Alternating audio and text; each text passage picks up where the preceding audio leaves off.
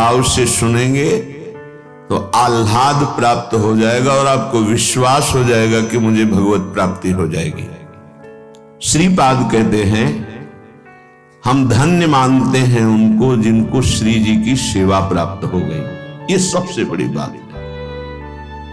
मैं हृदय से स्मरण करता हूं ऐसे उपासकों को और नमन करता हूं जिनका शरीर और मन, इंद्रियां प्रिया प्रीतम की सेवा में समर्पित हो गई। भजन का फल है सेवा। हमारे मार्ग में सेवा ही सबसे बड़ी सिद्धि है। जो बोले मानुष्य जन्म को ये ही लाभ, सबसे बड़ा लाभ मनुष्य जन्म का मिला कि हमें गुरुदेव मिल गए, सबसे पहली बात। फिर गुरुदेव की आज्ञा, सेवा शब्द लिखा है। देखो गुरु ऋण होता है। अगर आप दीक्षा ले लिए हैं तो ये सोचते हैं 11, 21, 1000, 10,000 लाख चढ़ाकर गुरु ऋण से उऋण हो जाए। गुरु ऋण बहुत बड़ा होता है। वो सिर्फ उऋण तभी हो सकते हो जब भगवत प्राप्ति कर लोगे। वास्तविक गुरु ऋण से मुक्त वही होता है जो भगवत भजन करते हुए भगवत प्राप्ति करता है। वो जो गुरु जी ने नाम दिया, मंत्र दिया, सेवा दी, 8 पहर उस पे लगे हैं कि अब हम तो बिके हुए हैं, हमारा कोई अस्तित्व नहीं है। वचन मान लीजिए, अगर 1 करोड़ माताओं का हृदय एकत्रित किया जाए तो भी गुरु के हृदय की समानता नहीं कर सकता, क्योंकि माता तुम्हारे तन के सुख के विषय में ही सोचेगी, गुरुदेव तुम्हें आत्म सुख प्रदान करने वाले। और माता राग युक्त है और गुरुदेव वैरागी है। माता तुमसे अपेक्षा रखती है, मेरा पुत्र बड़ा हो और मेरे बुढ़ापे की लकड़ी बने, मेरी सेवा करे। गुरु अपेक्षा रहित है, तुमसे कभी कोई अपेक्षा नहीं चाहते। एक बात केवल गुरु के हृदय में, तुम अपने स्वरूप में स्थित हो जाओ, तुम भगवत प्राप्त हो जाओ। तो गुरु सेवा करी भक्ति बनाई, कृपा भई तब ये मन में आई। सूरदास जी कहते हैं, जिन पर प्रभु की विशेष कृपा होती है उनके मन में बात आती है, नहीं हमारा जीवन तो अब गुरु आज्ञा में चलेगा, अब जो गुरुदेव कहेंगे उसी के अनुसार चलो। अपनी कोई भी बुद्धिमत्ता, अपने मन की कोई भी बात जो हमारे गुरुदेव की अवहेलना कर दे, हम ऐसे कभी नहीं चलेंगे। बोले कृपा भई, कृपा पात्र के मन में बात आती है कि अब मुझे गुरुदेव की सेवा करनी है।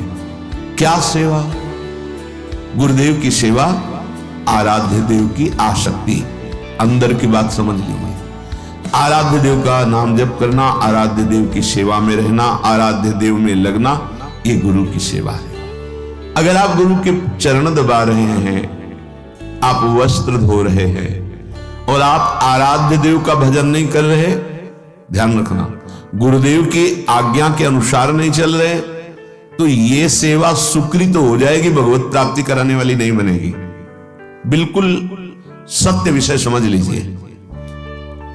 बहुत दूर हो, गुरु को छू भी नहीं पाते हो, 2-4 महीने में कभी दर्शन होते हैं, लेकिन आप उनकी आज्ञा पे हो तो आपको निश्चित आखिरी परिणाम गुरु का सानिध्य मिलेगा। क्या? जहां गुरुदेव विराजमान भावदेव से होंगे, वहीं तुम्हें उन्हीं की सेवा में सदैव उन्हीं के साथ रहने को मिलेगा। साथ रह रहे हो, अवज्ञा कर रहे हो, मनमानी कर रहे हो, कभी साथ नहीं रह पाओगे। दूर रह रहे हो, आज्ञा पे चल रहे हो, सदा सदा के लिए साथ रह जाओगे। ध्यान रखना, विरक्त शब्द नहीं है, संत शब्द है। विभीषण जी को देख करके भगवान श्री राम कह रहे, तुम सरीखे संत प्रिय मोरे, धरो देह नहीं आन निहोरे। भीषण जी कोई पोशाक संत वाली नहीं धारण की, लेकिन हृदय से संत है, गृहस्थ में है, राजमंत्री हैं, राज पोशाक से आए हुए हैं। भगवान कह रहे हैं, तुम सारीखे संत प्रिय मोरे, धरऊं देह नहीं आन निहोरे। तुम्हारे जैसे संतों के लिए मैं अवतार धारण करता हूं।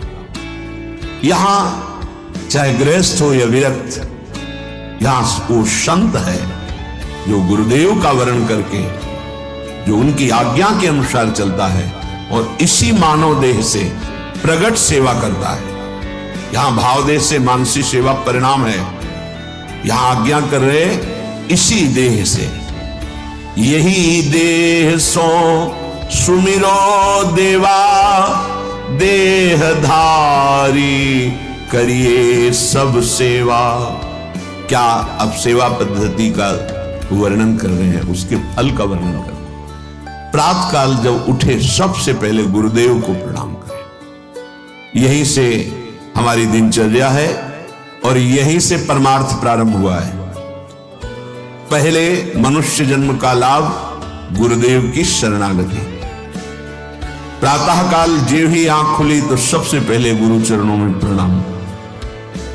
उठ के प्रात गुरु ही सिर नावे, प्रात समय आराध्य को ध्यावे। गुरुदेव को प्रणाम, फिर अपने आराध्य देव का नाम लो। गृहस्थ में हो, गृहस्थ धर्म का संयोग किया है तो स्नान के बाद मंत्र, विरक्त है तो हर समय पावन है। सैया पे उठा, गुरुदेव को प्रणाम और मंत्र जाप प्रारंभ। जब शौच आदि लगे तो उसकी नित्य क्रिया। गृहस्थ है, गृहस्थ धर्म का संयोग किया है, नाम जप कर सकता है पर उस सैया पर मंत्र जाप नहीं। पवित्र होकर के फिर अन्य आसन पर बैठकर मंत्र जाप